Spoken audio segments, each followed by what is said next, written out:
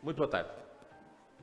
Gostava antes de mais de agradecer, na pessoa do Sr. Ilustre Presidente Carlos Moura, à ADESP pelo amável convite para podermos dar esta sessão. É sempre um gosto. E sempre um gosto, sobretudo, voltar a Aveiro, que é uma cidade que faz um compromisso inteligente entre a tradição e a inovação. Eu comentava um bocado com o meu ilustre amigo, o Presidente Rival Esteves, que já não está aqui, mas esteve na abertura. De facto, o grande sucesso de Aveiro é ter essa capacidade, que nem todas as cidades têm, de ser hoje a referência da inovação em Portugal, mas também não esquecer aquilo que é a sua tradição. Portanto, nós estamos aqui hoje num evento organizado pela ADESP no contexto das redes nacional e vamos debater neste específico painel, com os oradores que eu vou já apresentar, um tema absolutamente crítico nos tempos que correm. Depois da pandemia e num contexto de incerteza e de complexidade que caracteriza a nossa atual economia, há muito uma perspectiva de tentar perceber como é que as empresas e as organizações respondem àquilo que são critérios cada vez mais exigentes à procura. Nós temos hoje uma geração mais jovem, chamada geração Z, que é claramente muito mais digital, muito mais expectante naquilo que são as suas dinâmicas de procura. Temos também hoje um fluxo cada vez maior, e a Aveiro é um exemplo disso, ou seja, a Aveiro é uma cidade que tem beneficiado muito disso do ponto de vista do turismo, portanto temos muitos turistas em Portugal, em Lisboa, no Porto, em Aveiro e em muitas outras cidades, e temos depois também a própria população portuguesa, naturalmente, que fruto de várias condicionantes económicas, sociais, ajustou os seus compromissos do ponto de vista de procura. Portanto, nós temos aqui, como diz e muito bem um conhecido economista internacional, a necessidade de a procura e a oferta se ajustarem.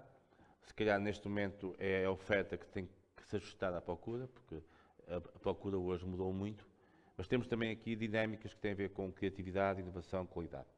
E para debater isso, neste contexto deste painel, temos aqui três convidados, que são pessoas diferentes, ligadas a organizações diferentes, mas que penso que nos vão introduzir aqui um contexto para uma discussão muito interessante, não só entre eles. Ao meu lado esquerdo tenho o Tiago Quaresma, que é o CEO do grupo Valor do Tempo, que é conhecido de todos, portanto, tem sido um dos melhores exemplos da capacidade de trazer a uma área de sobretudo alimentar, mas muito ligado ao turismo, as conservas, os ovos moles e outras coisas, uma qualidade bastante única. E, portanto, se forem hoje ao aeroporto de Lisboa e do Porto, as lojas que eles têm são muito conhecidas. Aliás, comentava com ele, pessoas amigas minhas, familiares, aqui há 3 dias, retidos pelos habituais atrasos da partida dos aviões no aeroporto de Lisboa, tiveram um grande prazer de estar na loja dele e, portanto, claramente ficaram encantados com isso. Portanto, o Tiago vai-nos trazer uma dimensão muito específica de uma empresa, de uma experiência muito própria e daquilo que é a capacidade que ela tem de se adaptar a estas novas dinâmicas de organização. O Tiago também é vice-presidente da ADESP, mas atualmente está aqui noutro contexto. Depois temos a Adriana, que é responsável na área da comunicação do Turismo do Centro. Portanto, o Turismo do Centro, e está aqui o Pedro Machado, o presidente da organização, tem feito um belíssimo trabalho na promoção do território, daquilo que são as suas capacidades, as suas valências, e nós não podemos hoje ter capacidade de atrair turistas e expectativas de turistas se não conseguirmos adaptar a sua oferta, a nossa oferta a essa procura, e portanto acho que de facto o centro tem feito esse trabalho em Aveiro, em Coimbra, no interior da região, em todos os domínios. E depois o meu amigo Carlos Coelho, eu tenho estado com o Carlos em várias guerras. A mais recente tem sido, desde há 2 anos, uma iniciativa muito interessante, que é o Marcas por Portugal, que foi uma iniciativa que foi criada no âmbito de um outro grupo e que procura tentar recriar um pouco uma imagem que nós temos há já muito tempo para o nosso país, que é nós precisamos ter marcas, precisamos fazer das marcas um fator de criação de valor, precisamos de faturar mais porque vendemos, mas naturalmente o Carlos fará sobre isso. Portanto, o nosso roadmap vai ser muito claro. Portanto, cada um de 7 minutos, não mais que isso, tem que ser claramente isso. Portanto, a Adriana, que vai começar para dar a prioridade às senhoras, e o Carlos vão ter uma apresentação PowerPoint, e o Tiago não. E depois vamos ter aqui uma discussão entre os oradores e vocês também. E, portanto, vamos tentar cumprir 1h15 mais ou menos. Penso que isto começou um bocadinho mais tarde, podemos ir até às 4h.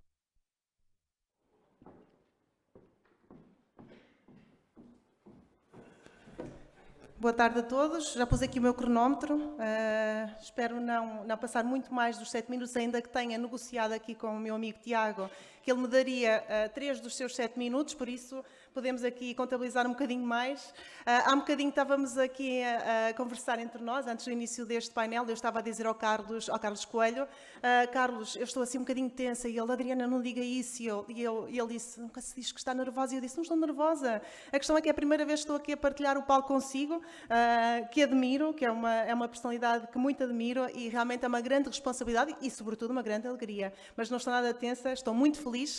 Estou feliz também por estar aqui com o Tiago e com o Jaime, que conheço também um melhor do que o outro. O Jaime, que esteve connosco no nosso V Portugal, o Tiago, que é um parceiro da região.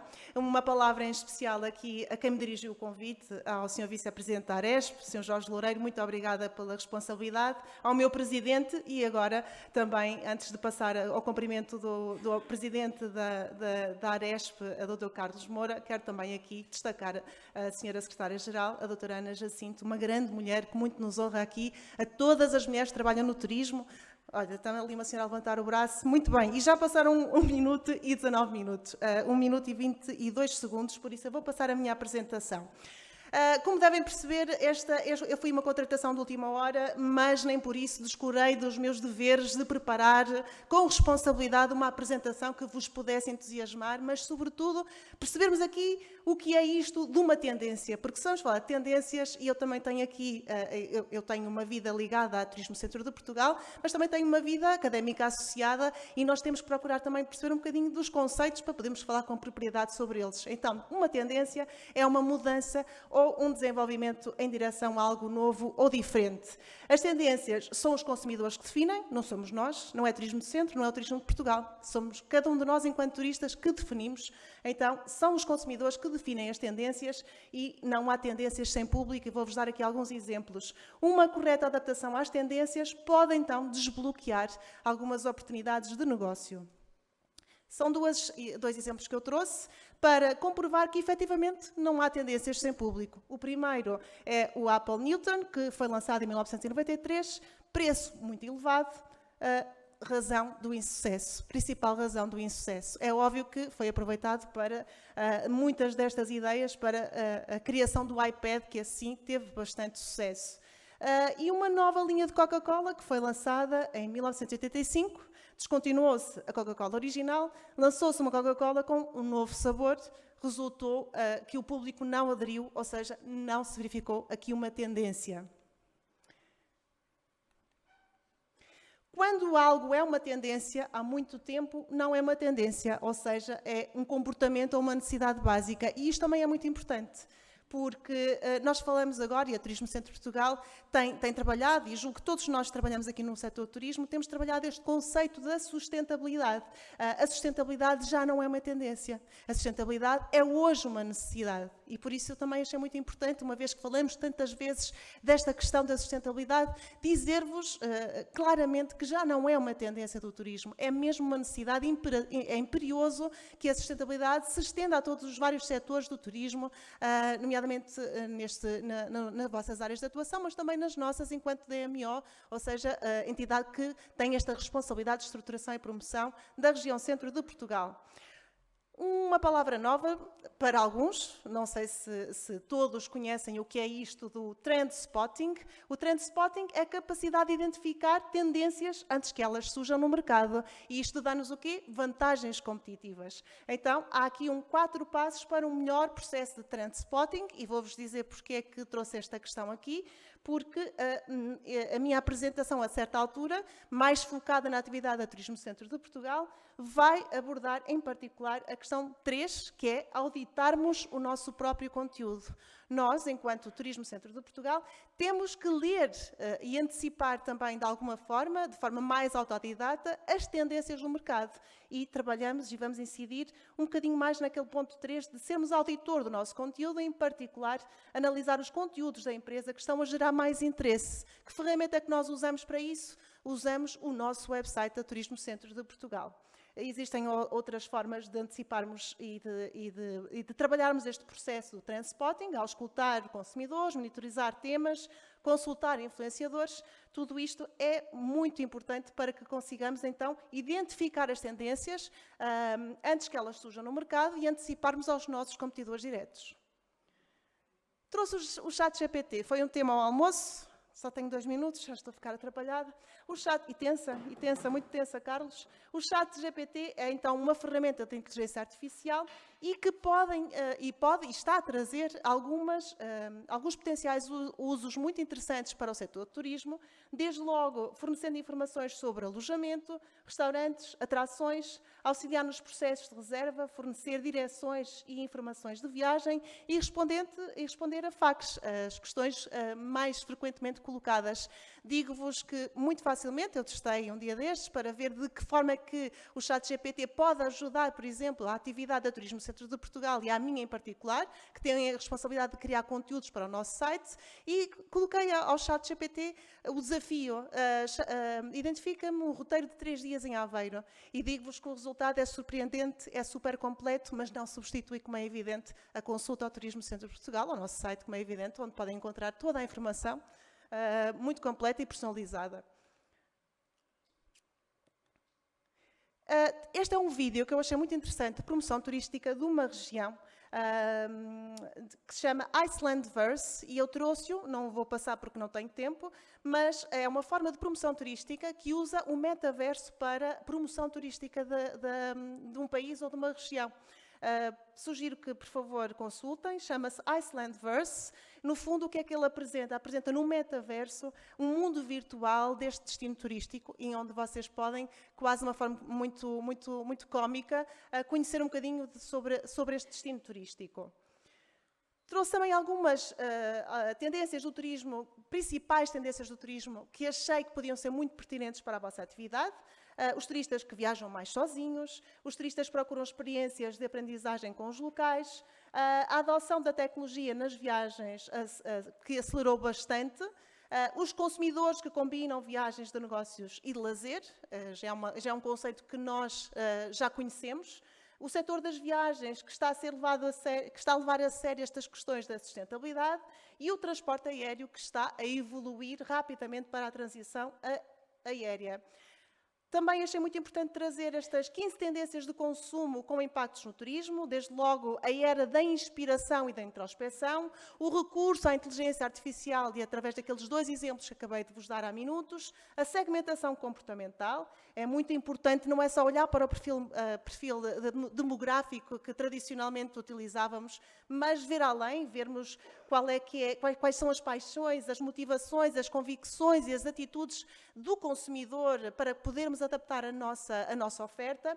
As marcas com propósito de mudança, os consumidores procuram marcas com propósitos de mudança.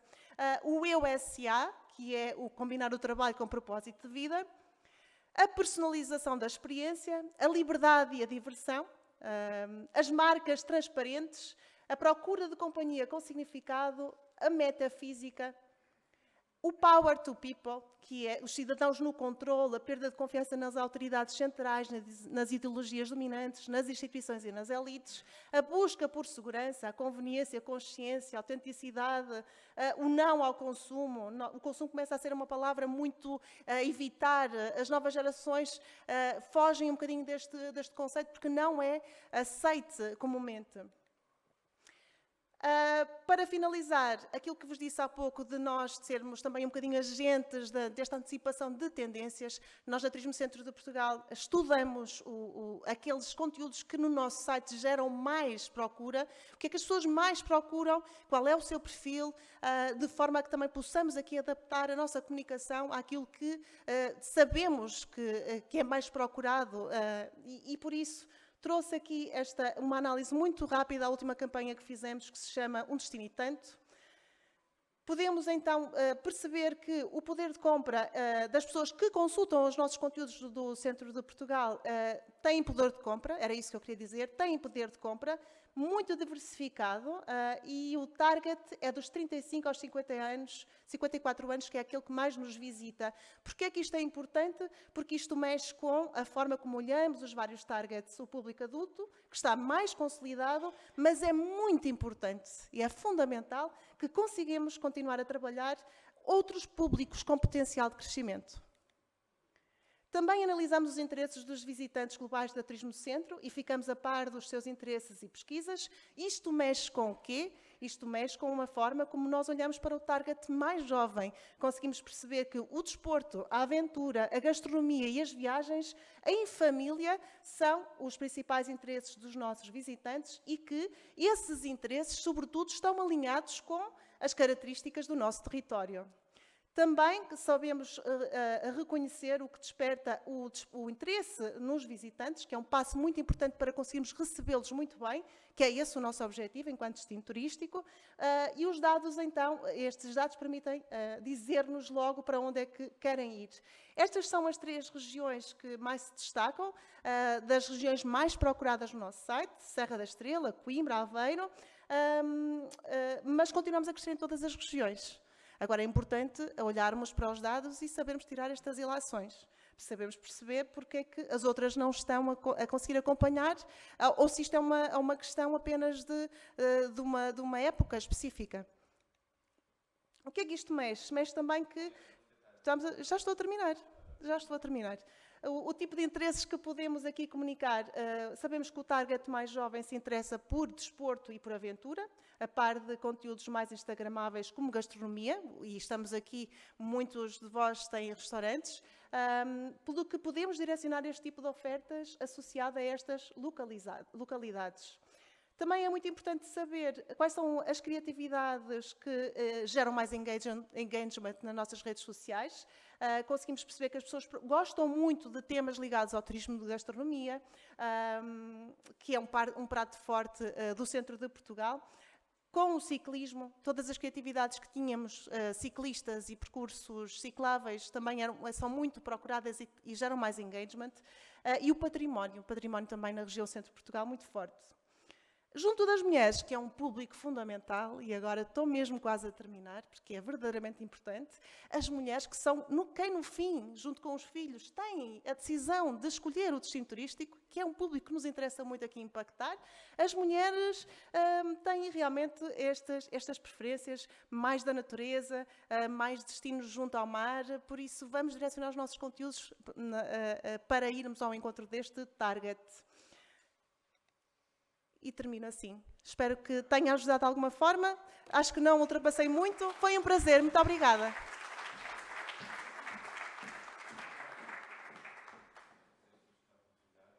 Muito bem. Tivemos aqui a perspectiva territorial, e muito bem, com muitas dinâmicas conceptuais. E agora vamos passar para uma perspectiva mais organizacional e das empresas. Tiago. Não sei se fala daqui, se fala dali, talvez daqui, não é? Muito bem. Está. Agora sim. Boa tarde a todos. Eu combinei ceder os 3 minutos à Adriana para ela me dar a deixa, e ela deu. E falou aqui bastante de sustentabilidade. E eu talvez começasse por aí, Jaime, para falar um bocadinho de sustentabilidade, não, porventura, na ótica mais convencional, mas sim para falar de sustentabilidade económica e social, que essa sim interessa-nos muito e achamos que nos interessa a nós e interessa cada vez mais aos consumidores. Cada vez mais é relevante para quem consome perceber o que consome, de onde vem, como é feito, como é remunerado quem faz e como é que realmente se processa toda a cadeia de valor. É muito isso que nós fazemos todos os dias, é aproximar a origem do consumidor final e talvez seja por isso que eu não trago aqui nenhuma apresentação, porque acho que o mais interessante é, de facto, fazer uma partilha só em discurso direto. E o que nós fazemos todos os dias é isso, nós aproximamos o consumidor da origem através de um parque de retalho. Nós temos 45 pontos de venda espalhados pelo país que servem sobretudo para contar a nossa história, uma história verdadeira e o que sentimos cada vez mais aqui são uma tendência crescente a nível internacional e ainda bem sobretudo para nós, Portugal, porque de facto é uma incrível oportunidade que o mundo esteja finalmente a posicionar nessa franja do mercado, ou seja, que o mundo queira finalmente saber de onde vem aquilo que consome e como é que vivem as pessoas que produzem aquilo que consumimos. Nós vivemos num país, não vale a pena taparmos o sol com a peneira, onde durante 3 décadas nos foi imposta aqui uma espécie de doutrina, onde fomos levados a acreditar que de facto o único critério era preço, onde fomos levados a acreditar que a única forma de fazer economia era a escala, mas é mentira. E cada vez mais e mais, isto começa pela sustentabilidade ambiental, mas depois é completamente transportada, felizmente, para a sustentabilidade económica e social. Cada vez mais e mais, o que é especial, o que é único, o que é irrepetível, tem cada vez mais valor e, mais importante de tudo, o consumidor está disposto a pagar por ela. E estando disposto a pagar por ela, nós chegamos àquelas 2 palavrinhas mágicas que estão repetidas, que é o valor acrescentado. Mas o que é isto de valor acrescentado? Valor acrescentado é vender bem, é vender a um bom valor, a um valor que nos permita agarrar nesse preço e depois redistribuí-lo pela cadeia. E para cumprir com aquilo que disse, e para ceder como deve ser a cota à Adriana, eu concluo dizendo só o seguinte: aquilo que nós fazemos todos os dias é vender bem vendido, e bem vendido é a um bom preço, a um preço justo, e agarramos nesse valor e redistribuímos-lo pela cadeia. Ao fazer isso, quem está na base vive melhor, vive cada vez melhor, felizmente, e isto sim é a forma de perpetuar ciclos económicos, é a forma de perpetuar artes antigas portuguesas. Nós não estamos só no alimentar, entre outras coisas, estamos, por exemplo, na filigrana certificada, e o que temos estado a fazer permite que estes produtores e que estas artes não se extinguam e continuam a viver. Porquê? Sobretudo porque recebem mais. Acho que este é o ponto de partida. Ganham mais dinheiro porque o cliente, e aqui sim o turismo, é um motor extraordinário de aceleração deste tipo de setores, porque felizmente quem nos visita tem essa capacidade, de momento que entenda a história que está subjacente, e é para isso que as nossas lojas servem, porque garantidamente a distribuição não nos permitiria isso, e contando em 6 minutos aquilo que nós fazemos, é esta a nossa história. Segue-se agora o nosso amigo Carlos Coelho, que nos vai falar sobretudo das marcas. Eu antes disso estava a dizer o seguinte: eu trouxe aqui de propósito uma gravata vermelha, porque apesar do nosso Benfica, do meu Benfica, não de todos, estar a passar momentos difíceis, nós somos solidários com as marcas e esperemos que hoje corra bem. Correto? Carlos? Muito obrigado. Não, queria agradecer o convite. Queria, sobretudo, dizer que me sinto particularmente, não sei como dizer, honrado, porque me ponho num painel com jovens. E, portanto, no meu lugar devia estar um jovem, não é? E, portanto, está aqui uma pessoa mais idosa como eu a representar um pouco aqui do passado. Mas como eu ainda continuo a pensar como um jovem, venho partilhar aqui um pouco daquilo que penso sobre as marcas e sobre as tendências, fazendo rapidamente aqui nos 7 minutos um caminho muito rápido. Para alguém que ainda não me tenha ouvido, o princípio de uma marca, todos vocês já viram um cãozinho a fazer xixi, o que é que ele está a fazer? Está a deixar a sua marca, certo? Fazer uma marca é tão simples quanto isso, fazer uma grande mija. E a tendência que se pode dizer que há para aí é que, tal como num rio, para deixarmos a nossa marca, temos que estar sempre a fazer xixi, cada vez mais é necessário acentuarmos o nosso território, uma vez que cada vez há mais ferramentas a falarem por nós. É muito engraçado vermos qual é a nossa notoriedade quando perguntamos ao ChatGPT ou outras ferramentas se de facto nós correspondemos numa escala mais global àquilo que achamos que somos todos. Estamos aqui num congresso da Aresp e o que é isso da marca Portugal? A marca Portugal é sobretudo uma marca do estômago. Se pensarmos bem, por muito importante seja a nossa história, a nossa geografia, Portugal é de facto um país fixe e temos as melhores pessoas do mundo a dizer que Portugal tem o melhor peixe do mundo, mas talvez os portugueses se esqueçam disso e tenham de alguma maneira vergonha de dizer que nós temos algumas coisas que são melhores do mundo e por isso vendem robalo barato e coisas que são extraordinárias em qualquer parte do mundo, ainda há preços que não são. E o que é isto de uma marca de um país? Uma marca de um país é uma questão de identidade. Não é uma questão de orgulho, é uma questão do impacto que isso tem na economia. Se há alguma coisa que me tem ocupado nos últimos anos, para além de fazer marcas naturalmente, é não conseguir responder à equação porque é que somos um país mais moderno e continuamos pobres. Porque é que, evidentemente, nos últimos 20 anos, tudo se modernizou à nossa volta e não crescemos. Não acrescentamos riqueza. Porquê? Talvez porque continuemos nesta metáfora. E esta metáfora é muito falaciosa. Porque se eu perguntar, numa perspectiva de bons valores, o que é mais importante? É o vinho ou o copo, vão-me dizer sempre, não, é o vinho, nós temos que ter, é uma qualidade intrínseca das coisas, as nossas coisas estão extraordinárias. Mas o que é mais importante? Este homem provavelmente não vai conseguir repetir esta imagem. O que é que acontece? Nenhum dos júris está a olhar para ele. Portanto, é indiferente a qualidade intrínseca se a qualidade percebida for zero. Ou seja, é indiferente aquilo que nós tenhamos muito diferenciado e de grande qualidade se os outros não acharem. Se os outros não o conhecerem e se nós não formos capazes de valorizar. Parece que nos esquecemos de nós próprios. Discutimos uma identidade como se nunca a tivéssemos tido. Somos claramente uma história mal contada e posta na pior das versões. Desvalorizamos o nosso país. Essa não é uma tendência. Ou, aliás, essa é uma tendência que nós temos que claramente alterar. Nós precisamos de amplificar, gold amplified. Nós precisamos de ser capazes de pegar nas nossas coisas extraordinárias e valorizá-las. Gostava de trazer aqui algumas tendências, de facto, que parece que vivemos num país que não se gosta destas palavras. 50% das vendas dos artigos com maior valor acrescentado são feitos pelos turistas, sabiam? E 2% dos turistas de luxo fazem 22% da receita. Vou repetir.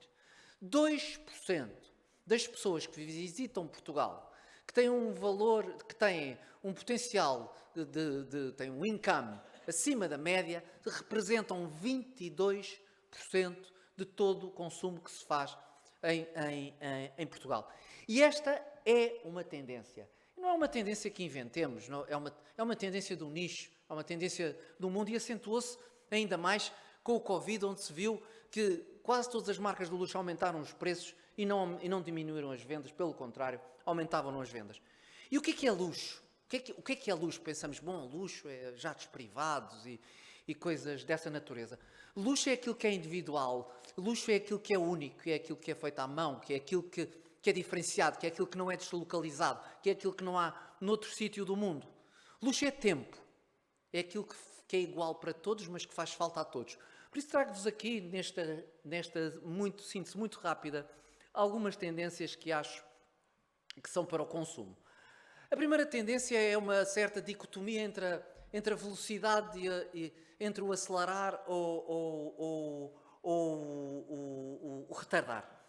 O 7-Minute Tourism, o que é? Basicamente, a atração de turistas que querem ver muita coisa em pouco tempo.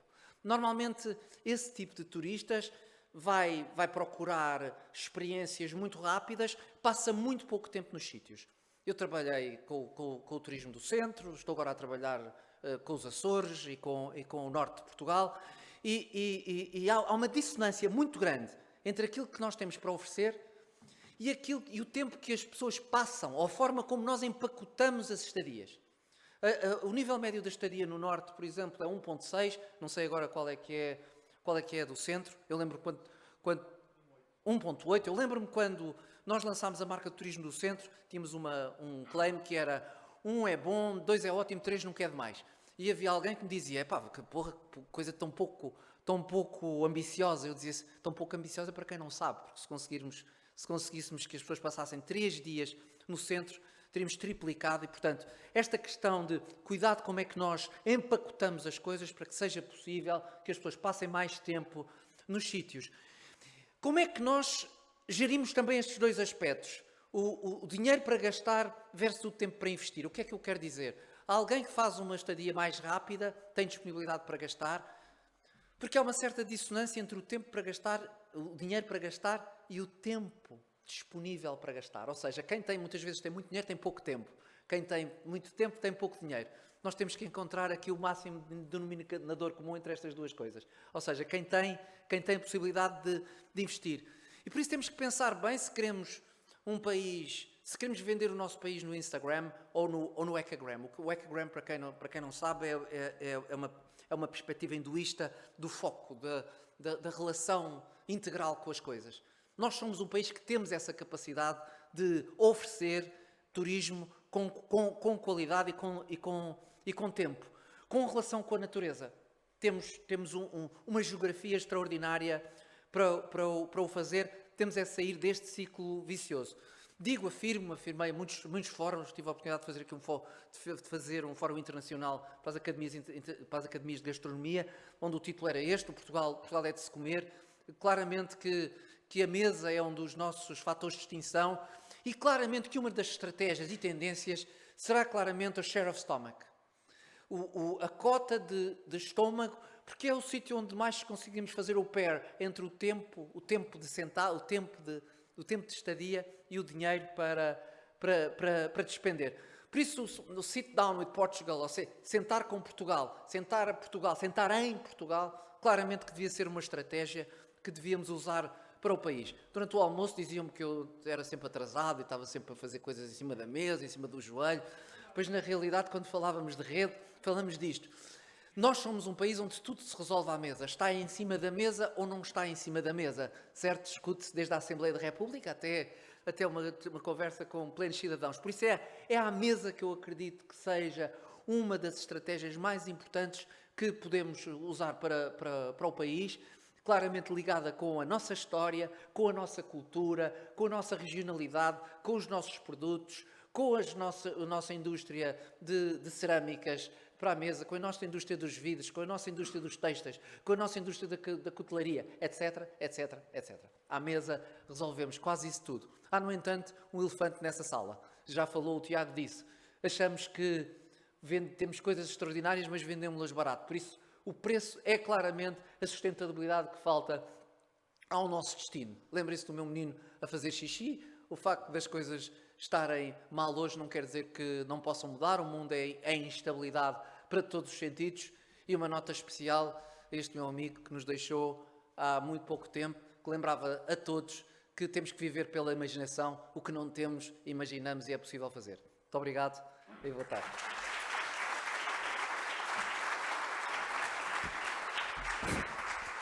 Muito bem, Carlos. Vamos então agora passar ao momento principal, que é o da discussão. Eu vou fazer uma primeira ronda aqui com os nossos convidados, depois passamos a todos os públicos. E começava com a Adriana.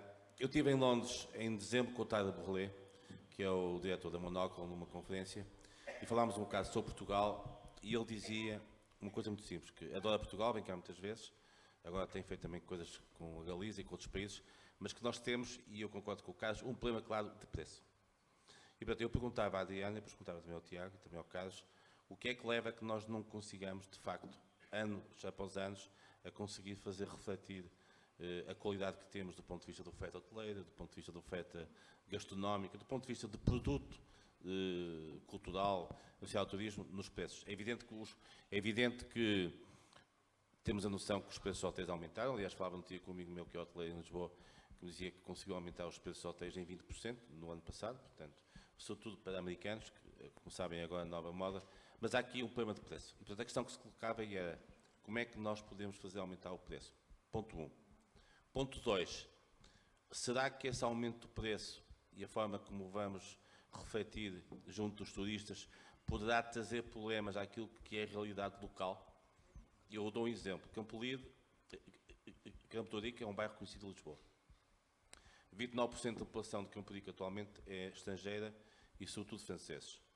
E o aumento do custo de vida em Campo de Rico foi muito grande por causa dos franceses e dos estrangeiros que vão para viver.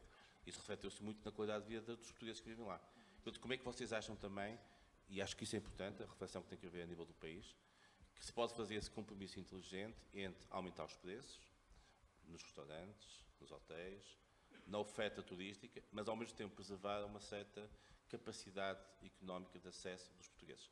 Começava com a Adriana. Esse é realmente o verdadeiro desafio. Vou tentar aqui dar a minha opinião, se calhar um bocadinho inclinada até em termos, não vou dizer em termos políticos, mas a verdade é que a resposta desta questão também tem muito a ver com política e com políticas para o nosso país e acima de tudo, cultural. Vou começar pela questão porque é que nos temos vendido sempre tão barato em Portugal. A primeira tem a ver com cultura. Acho verdadeiramente que o povo português é um povo humilde, culturalmente tem evoluído, mas nós temos esta cultura do coitadinho e do pobrezinho. Sempre fomos assim.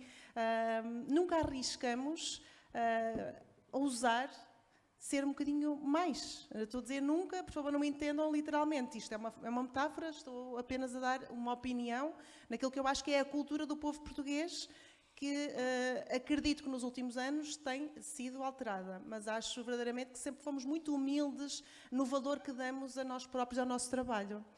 Por isso, a primeira questão tem a ver com educação e com aculturação e com o desenvolvimento de um novo mindset, onde nós nos valorizamos mais enquanto pessoas, enquanto profissionais e enquanto empresários, não é? Enquanto empresários, valorizando o nosso trabalho e o valor do nosso trabalho.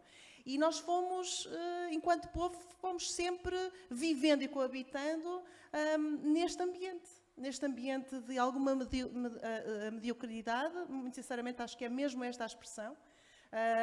Não nos consideramos, não nos valorizamos em quantidade e em número suficiente. Isto, obviamente, depois, se queremos ousar, e temos que fazer este caminho, se queremos valorizar, temos que ter qualidade. E eu acredito que as empresas e os empresários e os projetos municipais que têm sido desenvolvidos nos últimos anos em Portugal são projetos muito valiosos, que merecem ser mais valorados em termos de preço, e estamos aqui a falar em termos comerciais. Alguns empresários têm arriscado e têm feito este caminho, também devido a políticas e orientações, porque em Portugal tem-se trabalhado este tema de valorizar o nosso trabalho e o produto que é oferecido, mas aqui vamos ter a segunda parte da sua questão. Eu, enquanto portuguesa, não tenho dinheiro para usufruir, não tenho. Eu não posso usufruir. Não posso usufruir do melhor restaurante, nem posso ir usufruir do melhor hotel. Porque eu, enquanto portuguesa e com ordenado, do meu marido e do meu núcleo familiar, nós não temos capacidade de usufruir daquilo que existe no meu concelho ou no concelho vizinho. E quero, não é? Eu quero, todos nós queremos viver bem e usufruir daquilo que existe. E temos este problema, por isso é que eu falei da questão política. Há aqui uma questão de raiz que há que melhorar também a qualidade de vida dos portugueses. Fazer crescer economicamente o país. E isto não tem acontecido. Muito bem.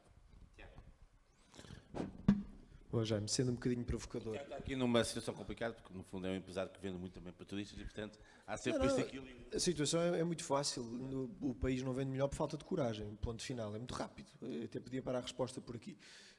Porque somos humildes, é verdade, mas não confundamos humildade com falta de inteligência. Mantenhamos-nos sempre humildes, mas tenhamos a capacidade de vender melhor. E vender melhor é preciso ter coragem para o fazer, porque é mais fácil vender em escala, é mais fácil produzir. Nós costumamos brincar. A profissão mais fácil em Portugal é ser diretor de compras. Ou 10 segundos depois, de lá estão a dizer, mas eu faço mais barato. Isto é ridículo. Agora, não é ser mais caro. Atenção. Eu faço uma adenda à minha primeira resposta. Não é mais caro por desporto. É mais caro porque a substância justifica. E, portanto, isso sim é o que devemos saber. Agora, isso de facto requer apresentar o mesmo produto de sempre, porque o produto tem muita qualidade, mas saibamos apresentá-lo de forma condigna. Saibamos, volto ao mesmo ponto de há pouco, contar a história. No nosso caso, a nossa história é muito simples. Nós trabalhávamos alguns destes produtos e também nós começámos por bater à porta da distribuição. Mas ao segundo minuto da conversa já só falávamos de preço e nós percebemos que estávamos tramados se continuássemos por ali. Portanto, a necessidade é provavelmente quase sempre o maior motor da resposta para este tipo de problemas e nós, confrontados com uma necessidade, tivemos que encontrar uma solução. E o diálogo direto com os turistas foi, e não tenho vergonha nenhuma de dizer, sim, o nosso mercado são os turistas e ainda bem que o maior setor da economia portuguesa. E no nosso caso, o que fazemos, repito, é agarrar num PVP elevado, distribuir essa margem depois por quem participa na cadeia. Porque, e respondendo àquilo que a Adriana estava a dizer há pouco, o problema não é garantidamente o preço das coisas. O problema é que os portugueses ganham pouco. E ganham pouco porque as coisas são mal vendidas. E, portanto, isto perpetua-se. Por isso, quando alguma coisa é mais bem vendida, não nos queixemos que agora ninguém pode pagar. É exatamente o inverso. Vamos lá trabalhar o resto da economia para que ela possa ganhar valor, para que todos possamos viver melhor, ganhar mais. Portanto, não façamos o discurso do empobrecimento. Esse discurso serviu a muito poucos durante as últimas 3 décadas. Sim. E viu-se o estado a que nos trouxe. E garantidamente não é esse o caminho. Nós, no nosso caso, enfim, se não servir de mais nada, o que fazemos é dar o exemplo. Aqui, com toda a presunção inerente ao que eu acabei de dizer. Mas fazemos-lo todos os dias. Portanto, não, mais do que apregoar, fazemos. Está feito. Todos os dias, nós, quando abrimos cada uma das 45 lojas e com as 600 pessoas que trabalham connosco, todos os dias o que estamos a fazer é isso. É agarrar em produtos que nós participamos neles desde a origem. Temos 22 lojas de conservas, temos a nossa própria fábrica de 1942, 100 mulheres a fazer à mão aquilo que nós vendemos ao consumidor final. Depois a lata custa 10 euros o preço médio. Sim, eu arrisco-me dizer que é muito mais barata do que latas a 70 cêntimos no supermercado, porque a propriedade intelectual que ali está contida é tanta que ela é francamente mais barata. E é isso que pensam cada um dos milhões de clientes que nós temos. Portanto, vale a pena, o elefante na sala é muito este. Agora, tenhamos a coragem de o fazer, porque isto, de facto, depois isto eu acabei de sintetizar num par de minutos muitos dias de suor e sangue. Portanto, para chegar aqui, isto não é evidente. Agora, que é possível de o fazer, nós temos-lo feito, já lá vão alguns anos. Muito bem. Esta é uma batalha do Carlos e, portanto, penso que o Carlos há muito tempo. Mas, Carlos, eu pegava num exemplo muito interessante. O Carlos disse, eu sei disso, que está envolvido agora na questão do projeto dos Açores. Os Açores, como sabemos, é uma espécie de pérola que nós temos em Portugal e toda a gente sabe no mundo que os Açores é de facto. E toda a gente se tem queixado que os Açores, nos últimos anos, têm transformado cada vez mais num local de turismo de massa. É conhecido que as pessoas hoje, para alugar um carro nos Açores no verão, não conseguem. E, portanto, têm que recorrer ao mercado complementar, muitas vezes pouco fiável. Pegando neste exemplo dos Açores, que se está a tornar aos poucos no mercado de massas e perder esta auréola do mercado nicho, o que é que deve ser o caminho das nossas marcas desse ponto de vista? Eu vou responder aos Açores, mas gostava de dizer o seguinte. Nós, por exemplo, nós somos a única zona, o único país com indústria na Europa onde a sociedade, portanto, os territórios onde a indústria está inserida são pobres. Portanto, vou-vos dar um exemplo, ali na zona do Tâmega e Sousa, mas pode ser por aqui, podia ser em qualquer esta região daqui, 100% de empregabilidade e o PIB mais baixo do país. Portanto, o que significa que nós produzimos coisas, temos muito orgulho e dizemos, esta fábrica produz coisas para a Louis Vuitton e outra para a Dior e outra para a Chanel, portanto ficamos todos muito contentes e as pessoas ganham o salário mínimo. E, portanto, temos, como é que é, orgulho disso, que é uma coisa que me faz confusão, faz mesmo confusão. Ter orgulho de estar a fazer uma parte apenas da cadeia. Quando nós falamos em vender mais caro, não tem a ver com chegar agora e meter um zero atrás do preço. Tem a ver com controlar uma cadeia. Com ser capaz de fazer de A a Z. E para isso se chamam marcas. E nós, enquanto continuarmos... Eu só não sou insultado na rua porque tenho alguma notoriedade, porque se não era, e durante algum tempo fui, para que saibam, me dizem assim, isso é o Carlos, é o do marketing. Isso é só marketing. Enquanto nós acharmos que isso é só marketing, são pessoas que andam a enganar outras para vender mais caro, nós, o que é que fazemos? Fazemos campanhas publicitárias na televisão, em prime time, para desvalorizar a TAP quando a estamos a vender. Já pensaram nisso? Todos os dias temos a grande campanha. Quer dizer, mais isto, enganou mais aquilo, enganou mais o outro. E a empresa está à venda. É uma coisa que deixa fora de si qualquer pessoa que tenha o mínimo de razoabilidade e no entendimento que há entre o desenvolvimento de um território e a capacidade e a riqueza que as pessoas têm nesse território. Gostava, antes de ir aos Açores, de responder um pouco aquilo que a Adriana tem. Eu acho que se confunde o poder de compra e também um pouco a introdução de Campo de Ourique, eu moro em Campo de Ourique, em Lisboa. É um pouco a confusão que se faz no desenvolvimento do país e na capacidade que os portugueses têm.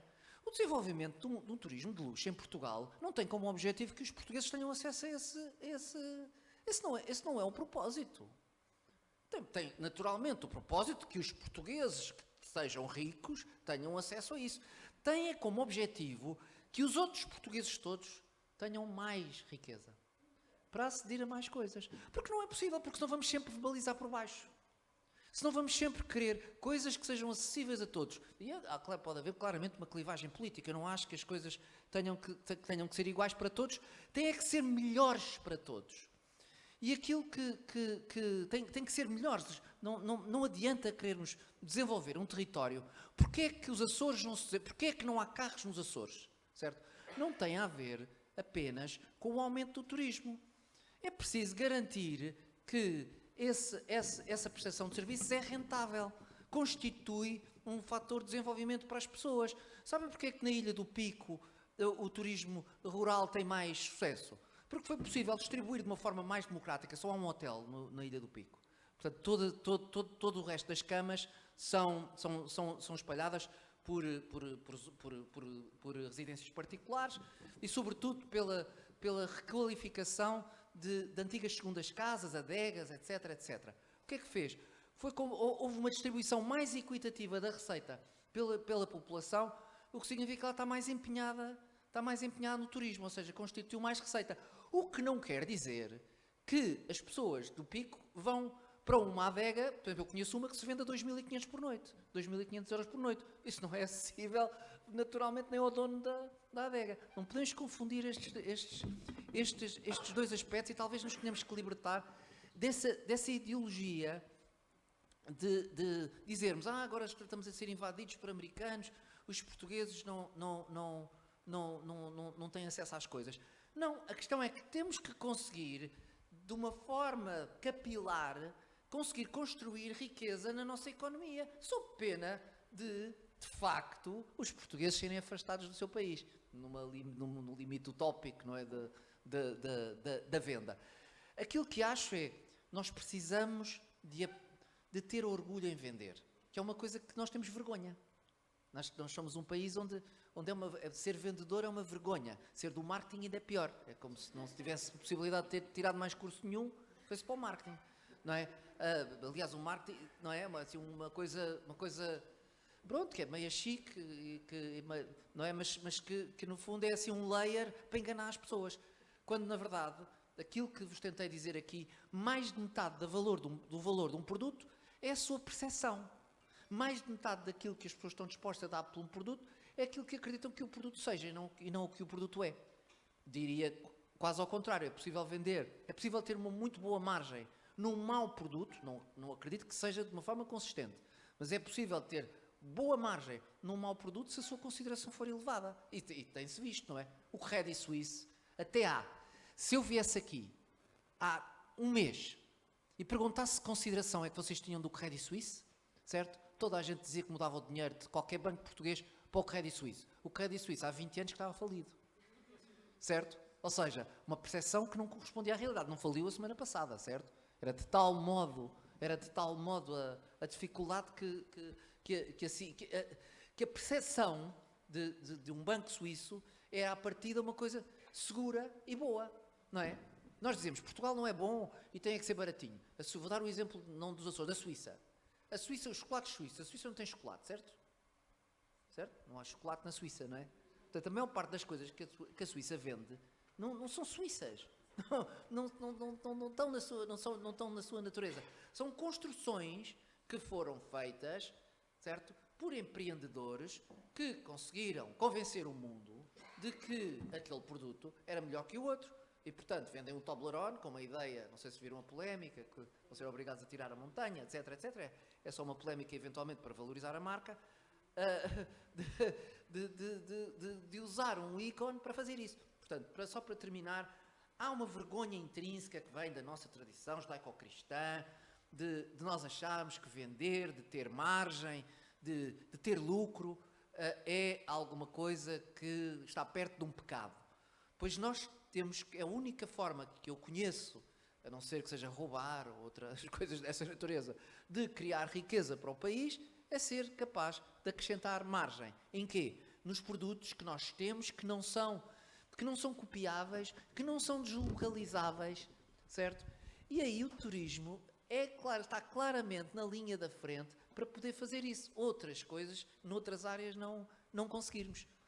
Quando sentamos à mesa, qualquer pessoa que nos visita é mais ou menos unânime que aquilo que nós comemos é melhor do que aquilo que acontece noutros sítios do mundo. É mais ou menos unânime que a nossa profundidade gastronómica é mais rica, não na totalidade, mas em muitas coisas, que gastronomias de outros países muito fortes em gastronomia, que fazem muita receita com visitantes que vão só para comer. Muito bem. Uma segunda ronda, antes de passar aqui a audiência. Portanto, esta iniciativa da ADESP tem como base o conceito de redes colaborativas. Portanto, nada se faz sem redes, sem colaboração, sem articulação. Eu estive há 2 dias em Paris, numa sessão que teve a ver com o meu livro, e contactei muito com a diáspora, e fiquei absolutamente impressionado, e sei que tem sido feito muito bem junto à diáspora, em Paris, em Madrid, no Brasil, em outros sítios, com aquilo que é uma desconexão evidente que existe muito na nossa diáspora, sobretudo nas gerações mais jovens, em relação àquilo que é a capacidade que nós temos no nosso país do ponto de vista de qualidade e de serviço. Perguntava à Adriana, região centro, Tiago, organização empresarial, proposta de mercado, Carlos, o que é que nos falta fazer para trazer a diáspora e aqueles que nos representam lá fora do ponto de vista de talento, para eles próprios nos poderem afirmar melhor do ponto de vista de competência? Porque fiquei muito com essa percepção e até fiquei relativamente menos bem impressionado, a sério, menos bem impressionado. Como é que de facto a nossa diáspora, sobretudo a diáspora mais nova, está dissociada daquilo que é uma imagem de qualidade que nós pretendemos no nosso país? Isso realmente é uma questão muito complexa. Quando estamos a falar aqui em diáspora, estamos a falar num tema que tem enchido muitas páginas de jornais e se calhar com alguma superficialidade, que é aquilo que nós estamos sempre habituados a ouvir, que é andamos anos sem fim a investir na educação dos nossos jovens e formamos-los e eles vão trabalhar para o estrangeiro. E acaba por haver aqui uma perda relevante de um investimento, não é? De um investimento que é de todos nós, que é a educação dos nossos jovens. Aquilo que nós chamamos da fuga dos cérebros, não é? para outros países. A forma de os trazer, vamos aqui outra vez voltar aos temas da política e da qualidade de vida em Portugal. Efetivamente não existe mercado suficientemente atrativo e que consiga corresponder em termos de rendimentos àquilo que um jovem com estas qualidades tem e noutro país pode encontrar. Formas de os ir buscar, só vejo uma, é melhorar as condições de vida e a qualidade de vida dos portugueses cá. Não consigo ver outra. Mas eu nem me Resposta referi a para isso. mim é muito pragmática. Mas eu não referi a isso, eu muito referi-me séria. à capacidade que eles próprios têm de induzir, junto das suas redes locais, uma percepção mais positiva, muitas vezes, do país que temos em relação ao turismo e outras áreas. Sim, as pessoas que habitam nos outros países acabam por ser elas próprias os embaixadores do nosso país. É um bocado isto que eles fazem.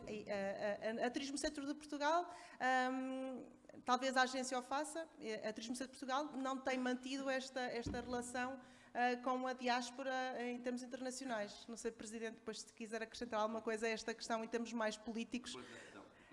Mas que efetivamente é fundamental que eles hajam e intervenham mostrando aquilo que existe cá.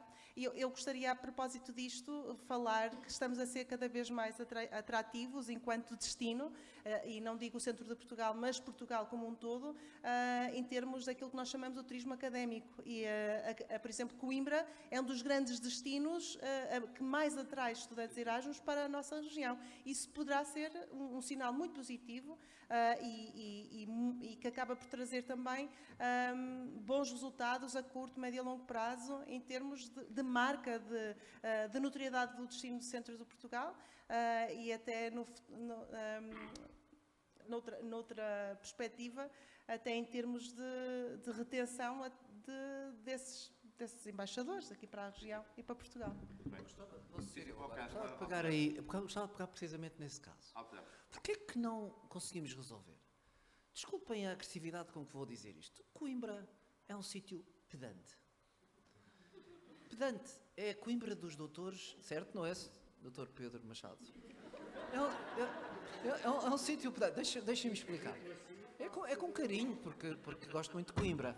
Mas esse pedantismo tem impedido de Coimbra de se afirmar no país. Fecha-se sobre si própria, dentro dos seus cânones.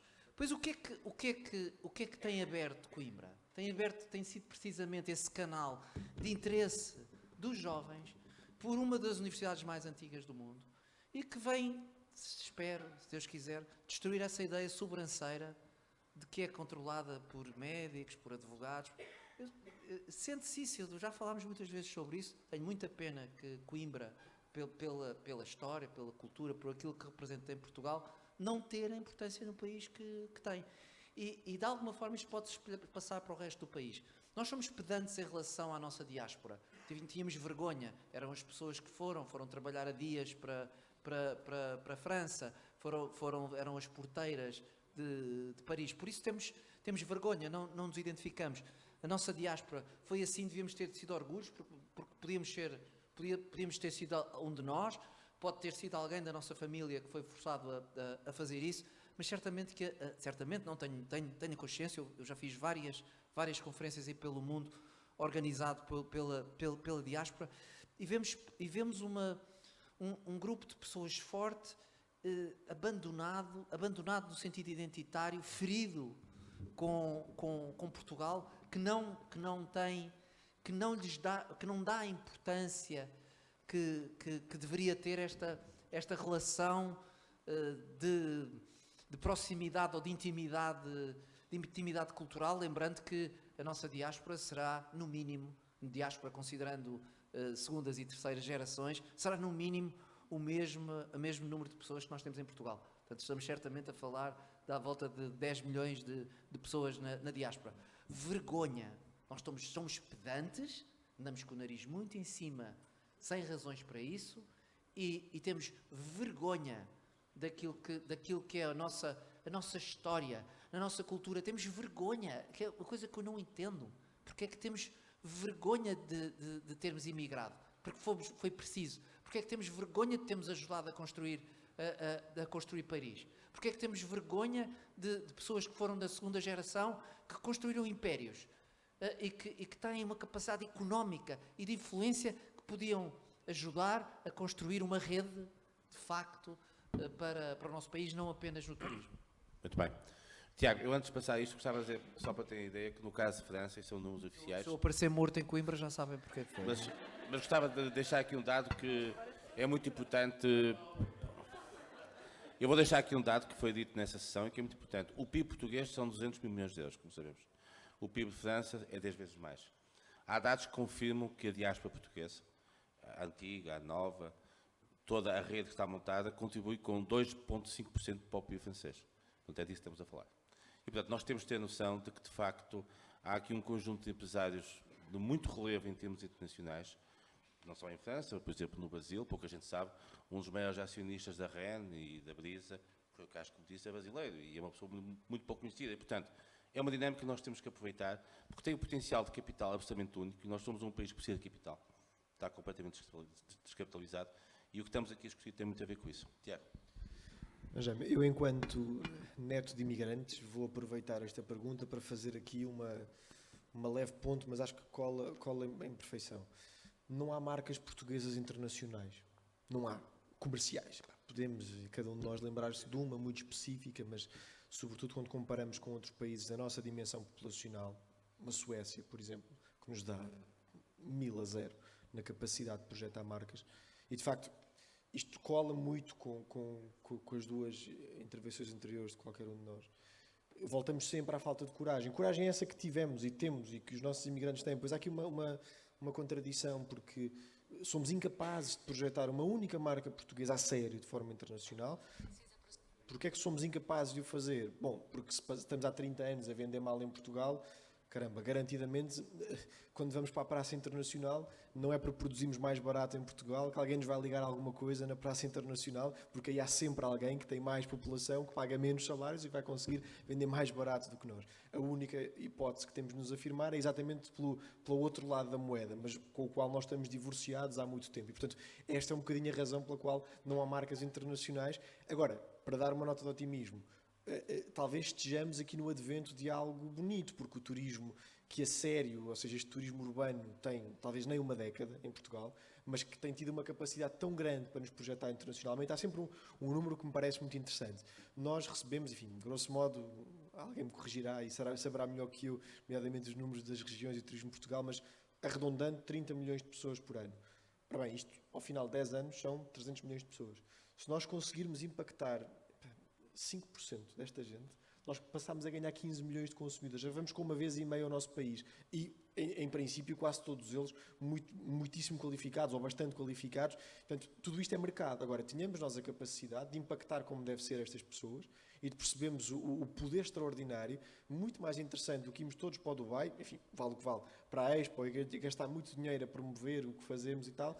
Pensemos, mesmo no 1.8, dias que as pessoas aqui passam connosco, e o que é que nós podemos fazer com esta gente, para que possamos ter marcas internacionais, porque cada uma destas pessoas está a dedicar-nos tempo de atenção, é atenção em jarras para nós podermos agarrar nela e agora o que é que queremos fazer com ela. E essa atenção bem projetada, alicerçada em marcas bem construídas, eu acho que nós podemos estar no advento de, talvez se repetirmos esta conversa daqui a 5 anos, já qualquer um na plateia vai conseguir dizer 1, 2, 5 marcas portuguesas realmente internacionais, o que até hoje não conseguimos. Eu peço desculpa pela ponte, mas não pude deixar de pensar automaticamente quando falamos em diáspora, de gente com muita coragem, porque voltamos sempre à mesma base. No final do dia é tudo sobre coragem e sobre fazer acontecer e acordar de manhã e fazer e vender e comprar e arriscar enfim, e termos a cabeça no cepo. É tudo sobre isto. E se o é cá, muito mais no plano internacional. Muito bem, vamos agora passar para a audiência.